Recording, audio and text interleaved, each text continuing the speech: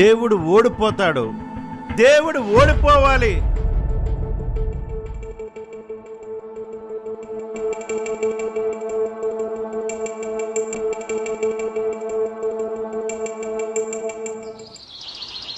అన్న, క్రైస్తవులు నీ గురించి సినిమా తీసిన స్కిట్ వేసినా నేను నల్లటి ఫేస్తో నల్లటి డ్రెస్తో చూపిస్తుంటారు. శ్మశానంలోనూ చెట్ల మీద ఉన్నట్లు చూపిస్తారు. నువ్వేమో ఎలా ఉంటావు? ఎందుకని? నేను పిశాచిగా పాత నిబంధన కాలంలో తిరిగానురా. ఇది కొత్త నిబంధన కాలం. ఇప్పుడు సంఘంలో వెలుగుదూత వేషంతో తిరుగుతున్నాను. సమాధుల్లోని చెట్ల మీద తిరగడానికి నేను సినిమాల్లో దెయ్యాన్ని కాదురా, సంఘంలో ఉన్న దెయ్యాన్ని. చనిపోయిన వాళ్ళతో మనకు పని లేదు. లోకంలో ఉన్న వాళ్ళందరూ మన చేతుల్లోనే ఉన్నారు కాబట్టి వాళ్ళ గురించి బాధ లేదు. నా టార్గెట్ అంతా దేవుని చేతిలో ఉన్న వారిని నాశనం చేయడమే. అందుకే సంఘాల్లో తిరుగుతాను, పాస్టర్స్ మీటింగుల్లో తిరుగుతాను, క్రైస్తవుల గృహాల్లోనూ క్రైస్తవులు తిరిగే ప్రదేశాల్లోనూ తిరుగుతుంటాను.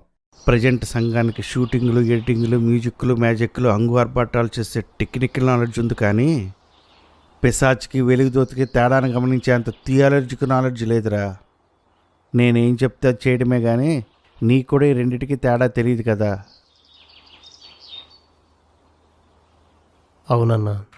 దేవుడికి మనిషి అంటే చచ్చేటంత ప్రేమ, నాకు దేవుడంటే చంపేయాలనంత కక్ష. కానీ నేను దేవుడిని ఏమీ చేయలేను. అందుకే దేవుడికి ఇష్టమైన మానవ జాతిని నాశనం చేస్తున్నాను. మనిషి చెడిపోయి దారి తప్పి తిరుగుతుంటే దేవుడది చూసి నలిగిపోతాడు. మనిషితో నేను చేయిస్తున్న పాపాల వలన వాడు చచ్చాక దేవుడే తన బిడ్డలను తన చేతులతో నరకంలో పడవేయాల్సి వచ్చినందుకు దేవుడి గుండె పగిలిపోతుంది. పాత నిబంధన కాలంలో సోది చెప్పటం, మనుషుల్లో దూరి అల్లరి చేయడం, మంత్రగాళ్లతో కలిసి పని చేయడం, ఇలాంటివి చేసేవాడిని, చేయించేవాడిని. అవును, ఇప్పుడు కూడా అక్కడక్కడ చేస్తున్నాం కదా. అలా లోకాన్నంతా నాశనం చేసేసాను. అంతలో దేవుడు భూమి మీదకి వచ్చి నాశనమైన ప్రజల్లో కొంతమందిని రక్షించి తన సంఘాన్ని స్థాపించాడు. ఆ సంఘం రోజు రోజుకి పెరిగిపోసాగింది. దానిని నాశనం చేయడానికి కొంతమందిని రెచ్చగొట్టాను, అధికారులను ప్రేరేపించాను, క్రైస్తవుల ఆస్తులను లాక్కునేలా చేశాను, కిరాతకంగా చంపించాను. ఇలాంటివి చేసే కొలితే సంఘం పెరిగిపోతుంది కానీ తగ్గడం లేదు. అందుకే నా స్టైల్ మార్చాను. హింసించడం మానేసి మోసగించడం మొదలుపెట్టాను. పిశాచి వేషం తీసేసి వెలుగుదూత వేషం ధరించాను. అపోస్తులు పనిచేస్తుంటే నేను దొంగ అపోస్తులను పంపించాను. దేవుడి బోధకులను పంపిస్తూ ఉంటే నేను కూడా దొంగ బోధకులను పంపించాను. మన వాళ్ళు కూడా వాక్యమే బోధిస్తారు, కాకపోతే దాన్ని కొంచెం మార్చి కొన్ని చేర్చి బోధిస్తారు. వాక్యాన్ని ఆత్మ ద్వారా బోధిస్తే వినేవాడికి దేవుడి మీద విశ్వాసం పుడుతుంది, పెరుగుతుంది. అదే వాక్యాన్ని కొంచెం మార్చి మన ద్వారా బోధిస్తే వినేవాళ్ళకి విశ్వాసం మనుషుల మీద, శాఖల మీద, నీటి మీద, మట్టి మీద, నూనె మీద, రోజు మీద, భాష మీద పుడుతుంది. దేవుని నడిపింపుతో పాట చేస్తే వినేవాళ్ళకి ఆత్మలో ఉద్యమం పుడుతుంది. అదే పాటను మనం చేస్తే వినేవాళ్ళ శరీరంలో ఉద్రేకం పుడుతుంది. ఈ రెండిటికి తేడా తెలియని నేటి క్రైస్తవులు శరీరాన్ని ఉద్రేకం కలిగించే పాటలు వింటూ దాన్ని ఉజ్జీవం అనుకుంటున్నారు. ఇలా దేవుడు చేసిన అన్నింటినీ డూప్లికేట్ చేశాను.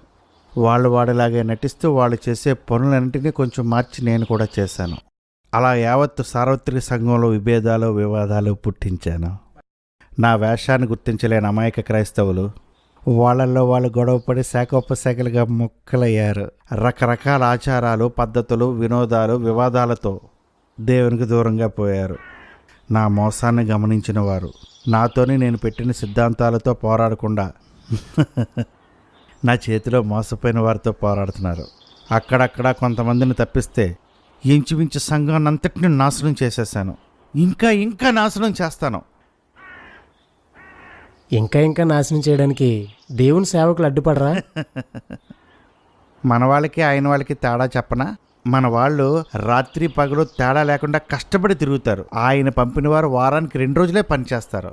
మనం పిలిచిన వాళ్ళు వాళ్ళ ఆస్తులు అమ్మేసుకుని మన పాటను, మన మాటను క్రైస్తవుల దగ్గరికి తీసుకెళ్తున్నారు.